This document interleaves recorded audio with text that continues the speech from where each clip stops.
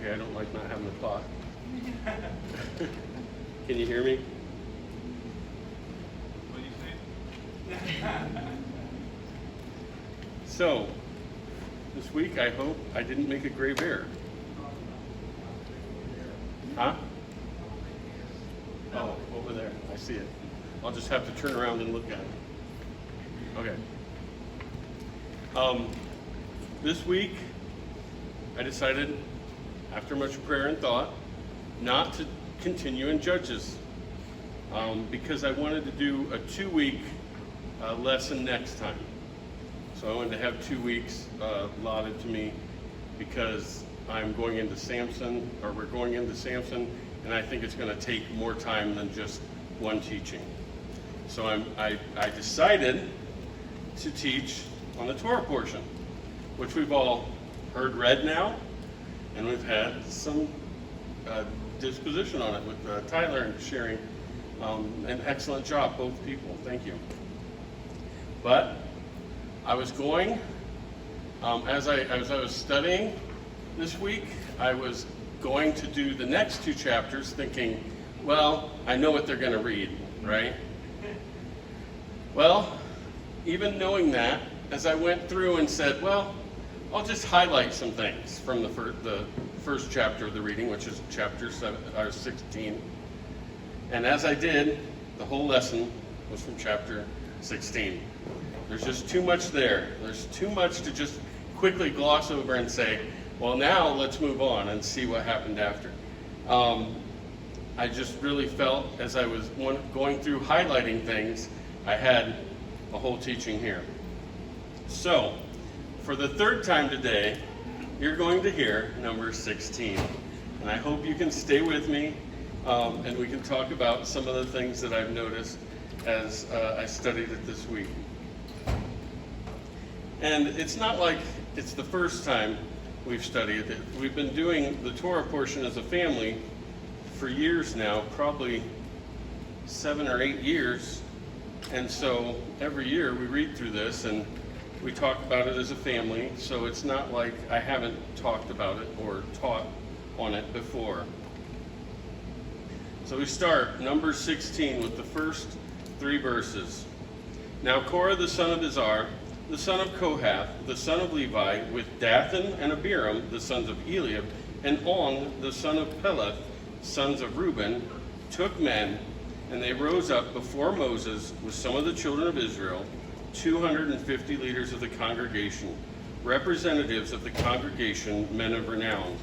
They gathered together against Moses and Aaron, and said to them, "You take too much upon yourselves, for all the congregation is holy, every one of them, and Jehovah is among them. Why then do you exalt yourselves above the assembly of Jehovah?" As I read this, my first question was, why the sons of Reuben? There are probably many reasons. Someone told me one this morning that I hadn't even thought of. But one I had thought of is the sons of Reuben were of the first of the tribes, of the firstborn. Reuben was the firstborn son. So they thought, hey, that's going to give us some weight. Let's go with Reuben. Well, if they had known the Word of God like they should have, they might have looked and thought, maybe that's not the place we want to go. Let's turn to Genesis 49, 1 through 12.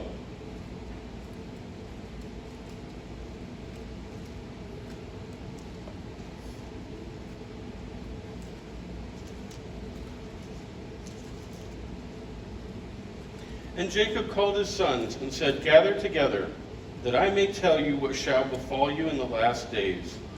Gather together and hear, you sons of Jacob, and listen to Israel your father. Reuben, you are my firstborn, my might and the beginning of my strength, the excellency of dignity and the excellence of power." Sounds pretty good. "Unstable as water, you shall not excel. Because you went up to your father's bed while you defiled it, he went up to my couch. Simeon and Levi, our brothers, instruments of cruelty, are in their dwelling place. Let not my soul enter their council. Let not my honor be united to their assembly. For in their anger they slew a man, and in their self-will they hamstrung an ox. Cursed be their anger, for it is fierce, and their wrath, for it is cruel. I will divide them in Jacob and scatter them in Israel. Judah, you are he whom your brothers shall praise. Your hand shall be on the neck of your enemies. Your father's children shall bow down before you. Judah is a lion's whelp. From the prey, my son, you have gone up. He bows down, he lies down as a lion, and as a lion, who shall rouse him? The scepter shall not depart from Judah, nor a lawgiver from between his feet, until Shiloh comes, and to him shall be the obedience of the people. Binding his donkey to the vine, and his donkey's colt to the choice vine, he washed his garments in wine, and his clothes in the blood of the grapes. His eyes are darker than the wine, and his teeth are whiter than milk. So we see here that Reuben has lost his status as the firstborn in Israel's eyes, and that he claims that Judah will be the one who takes that scepter. So if they really wanted that oomph behind him, he should have picked some sons of Judah, I believe. But he didn't. Also, we can remember, as we look at these three men that were chosen, we see two men named later, but one who's just gone from the story. On. We don't know what happened to him, right? Well, that reminded me of another story of Reuben. And we turn to Genesis 37, 18 through 24. And even in the blessing, you heard what he said about Reuben, that he's unstable. And I'm not suggesting that everybody from a family line is going to do everything that their father does. That's not what I'm suggesting. I'm just showing that sometimes these things happen again. And it's something, it's pointed out to us to show that Jehovah has fulfilled these prophecies. But turn to Genesis 37, 18 through 24. Now when they saw him from afar, even before he came near them, they conspired against him to kill him. They're talking about Joseph. Then they said to one another, "Look, this dreamer is coming. Come, therefore, let us now kill him and cast him into some pit. And we shall say, some wild beast has devoured him. We shall see what will become of this dreamer." But Reuben heard it, and he delivered him out of their hands and said, "Let us not kill him." And Reuben said to them, "Shed no blood, but cast him into this pit, which is in the wilderness, and do not lay a hand on him, that he might deliver him out of their hands and bring him back to his father." So it came to pass, when Joseph had come to his brothers, that they stripped Joseph of his tunic, the tunic of many colors that was on him. They took him and cast him into a pit, and the pit was empty, there was no water in it. And they sat down to eat a meal. Then they lifted up their eyes and looked, and there was a company of Ishmaelites coming from Gilead, with their camels, bearing spices, balm and myrrh, on their way to carry them down to Egypt. So Judah said to his brothers, "What profit is there if we kill our brother and conceal his blood? Some, come and let us sell him to the Ishmaelites, and let not our hand be upon him, for he is our brother and our flesh." And his brothers listened. Then the Midianite traders passed by his brothers, pulled Joseph up and lifted him out of the pit and sold him to the Ishmaelites for 20 shekels of silver. And they took Joseph to Egypt. Then Reuben returned to the pit, and indeed Joseph was not in the pit, and he tore his clothes. So Reuben, in an act of trying to save his brother, but not being full of courage enough to say, "We can't do this, let's just take him to our dad and forget it," what he should have done, acted in cowardice and told his brothers, just throw him in the pit and we'll leave him. And then he came back to save him. I don't know. Maybe this fool was like his great-great-great-great-great-grandfather Reuben, and he left and he thought, well, maybe I shouldn't be part of this. And maybe he was wishy-washy and unstable like water. I don't know. But I think it's funny to see that we see him disappear again. And also, if you remember the story of Reuben later, where he wants to head back to save his brother Benjamin from Joseph, he says, you can kill my 2 sons. He doesn't offer himself, but he offers his 2 sons. And so here we see again 2 men mentioned, and we'll see their reaction and what they do in a few seconds. And in verse 3, go back to Numbers 16, verse 3, we see that Korah brings a charge against Moses. He said, you take too much upon yourselves, for all the congregation is holy, every one of them, and Jehovah is among them. Why then do you exalt yourselves, meaning Aaron and Moses, above the assembly of Jehovah? So the question is, did Moses exalt himself above the others? Let's turn to Exodus 3.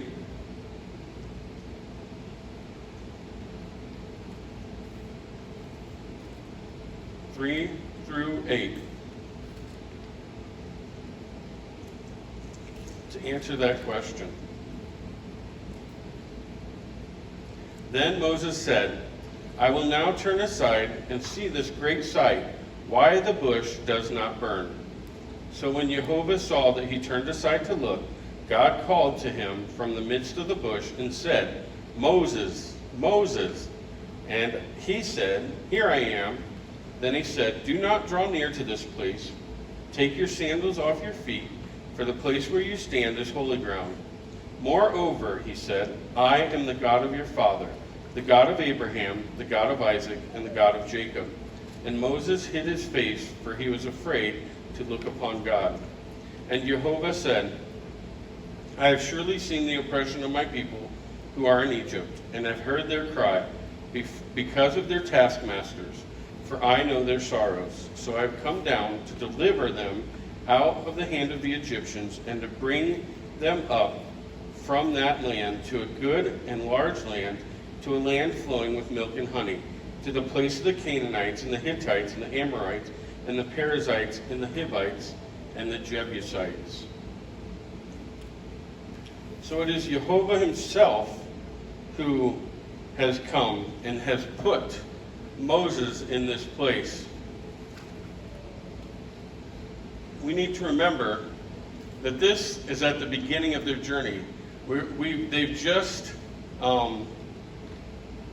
spied out the land, and they've decided that they can't go into the land. Now they're questioning Moses and asking what's going on. We have to remember this is about 3 to 4 years into their journey. So it's not like Moses has done. He's done many things. We all know the plagues of Egypt. We all know the parting of the Red Sea. Those things have happened, yes. But they've seen that. They've seen him deliver them from Egypt. So now they're questioning, are you the man to continue to lead us? Why are we here?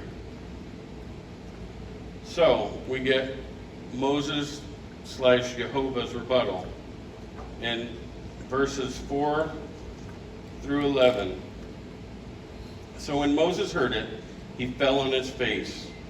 And he spoke to Korah and all his company, saying, tomorrow morning Jehovah will show who is his, and who is holy, and will cause him to come near to him. That one whom he chooses he will cause to come near to him. Do this, take censers, Korah and all your company, put fire in them, and put incense in them before Jehovah tomorrow. And it shall be that the man whom Jehovah chooses is the Holy One. You take too much upon yourselves, you sons of Levi. Then Moses said to Korah, so here he didn't defend himself. He didn't try to explain what Jehovah was doing. He said, okay, this is the plan we're going to do. We'll see who's holy.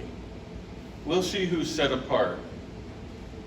But then, hear now, you sons of Levi, is it a small thing to you that the God of Israel has separated you from the congregation of Israel to bring you near to himself, to do the work of the tabernacle of Jehovah, and to stand before the congregation to serve them?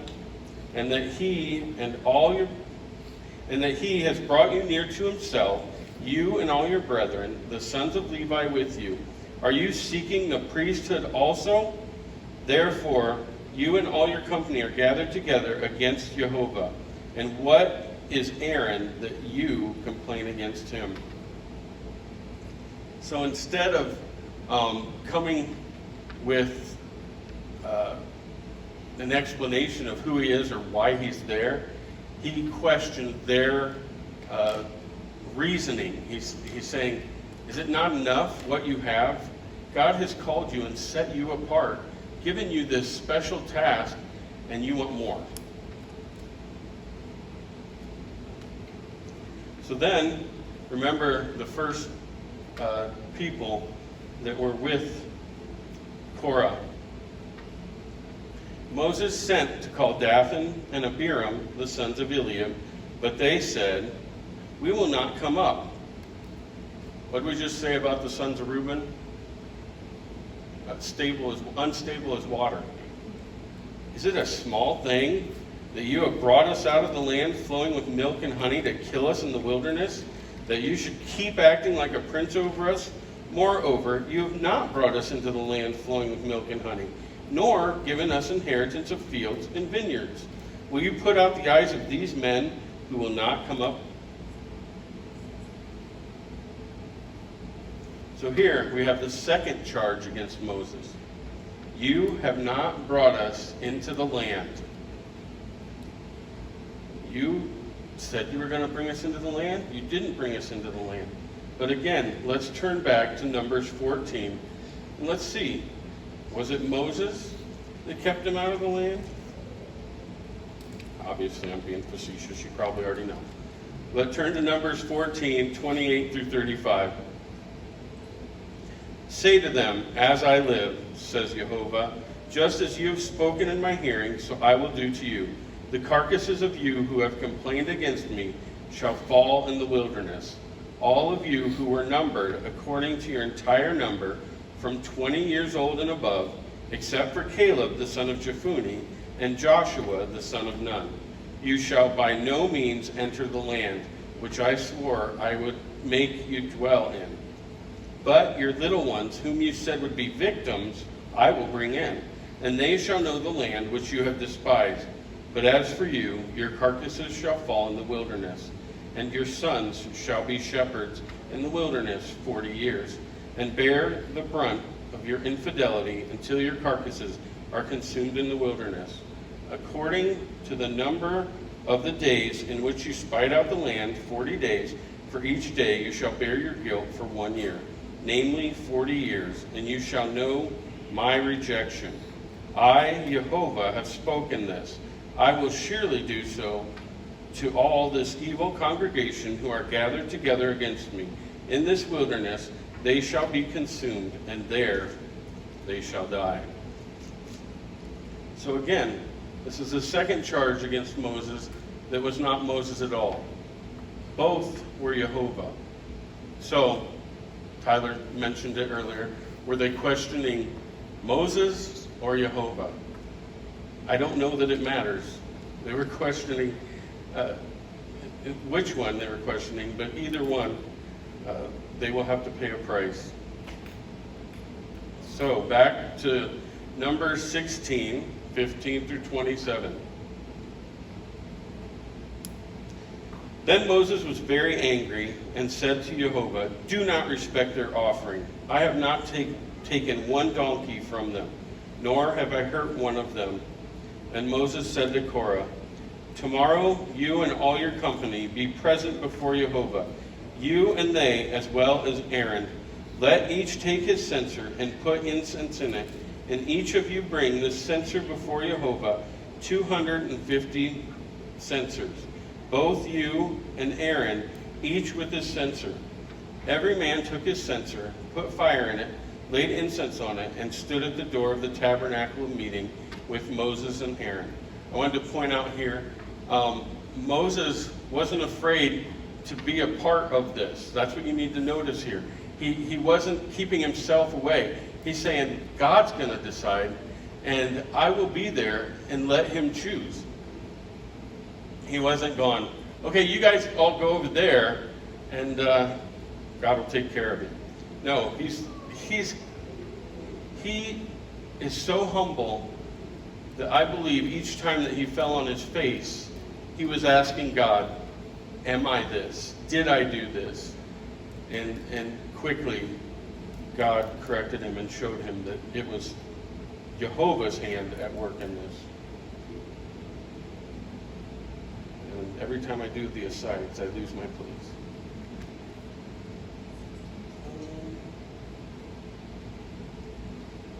Then Moses rose and went to Dathan and Abiram, and the elders.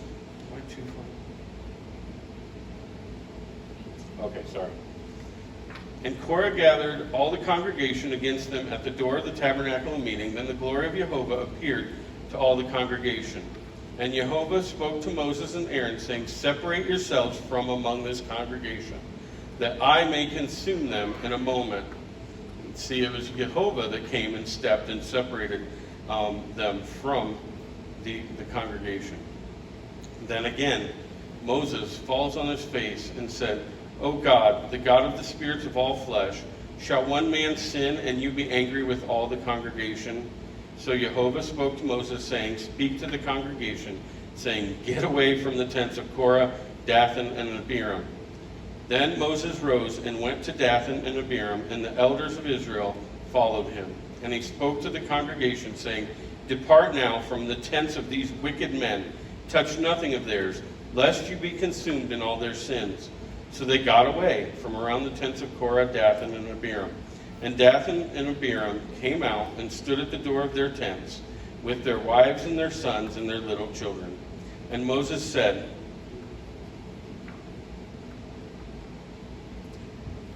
by this you shall know that Jehovah has sent me to do all these works, for I have not done them on my own will. If these men die naturally like all men, or if they are visited by the common fate of all men, then Jehovah has not sent me. But if Jehovah creates a new thing, and the earth opens its mouth and swallows them up with all that belongs to them, and they go down alive into the pit, then you will understand that these men have rejected Jehovah.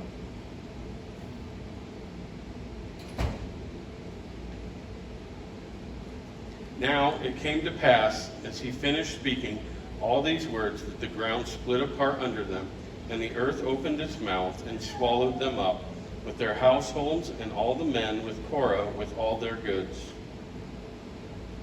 So they and all those with them went down alive into the pit. The earth closed over them, and they perished from among the assembly.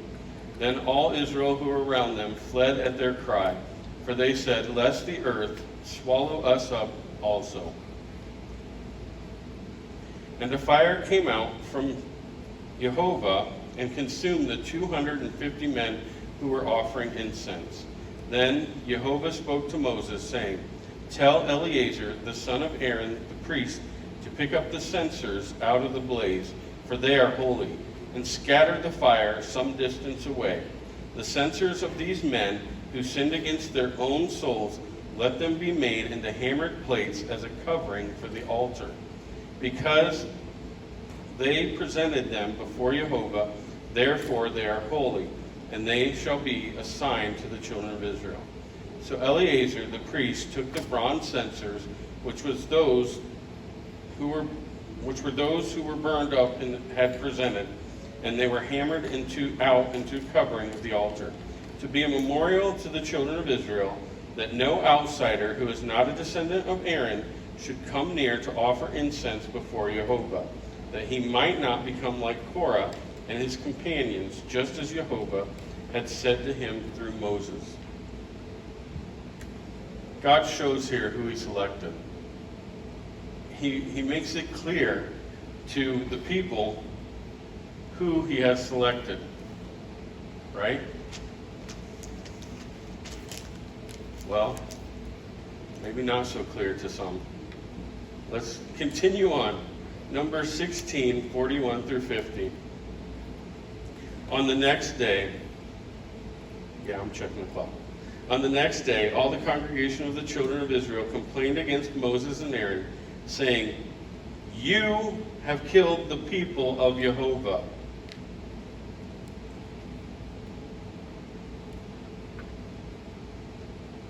Can any of you open up the ground? I mean, without an excavator, maybe with an excavator, we can dig a hole. Can any of you send anyone into a pit? No? How in the world can they bring this third allegation against Moses? You caused the death of Jehovah's people. I'm not going to go back and read what we just read. We know it wasn't Moses. It couldn't have been Moses. They've charged him 3 times with what Jehovah said he was going to do. And the people were not moved to realize who God had chosen. Let's continue. I know I'm saying continue a lot. Numbers 16, 42 through the end. Now it happened when the congregation had gathered against Moses and Aaron that they turned toward the tabernacle of meeting, and suddenly the cloud covered him, and the glory of Jehovah appeared. Then Moses and Aaron came before the tabernacle of meeting, and Jehovah spoke to Moses, saying, "Get away from among this congregation, that I may consume them in a moment." And they fell on their faces for the 3rd time. 3 allegations, 3 times they fell on their faces. So Moses said to Aaron, "Take a censer and put fire in it from the altar. Put incense on it and take it quickly to the congregation and make atonement for them. For wrath has gone out from Jehovah. The plague has begun." Then Aaron took it as Moses commanded and ran into the midst of the assembly. And already the plague had begun among the people. So he put in the incense and made atonement for the people, and he stood between the dead and the living. So the plague was stopped. Now those who died in the plague were 14,700, besides those who died in the Korach incident. So Aaron returned to Moses at the door of the tabernacle of meeting, for the plague had stopped. We see that there were 14,700 people that had died in the time it took Aaron to get in place to make atonement for the people. I was going to do some things on atonement, but I really want to task you each to look and maybe do a word study of the word atonement. Find a strong concordance. Find out, look at this word atonement, see what it is. Craig's been bringing up something recently, so I wanted to end on that. Atonement.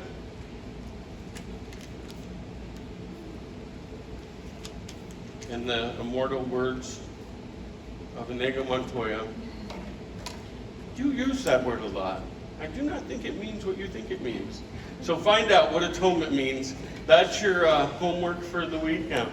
It's a good study, and hopefully you'll learn something. Shabbat Shalom.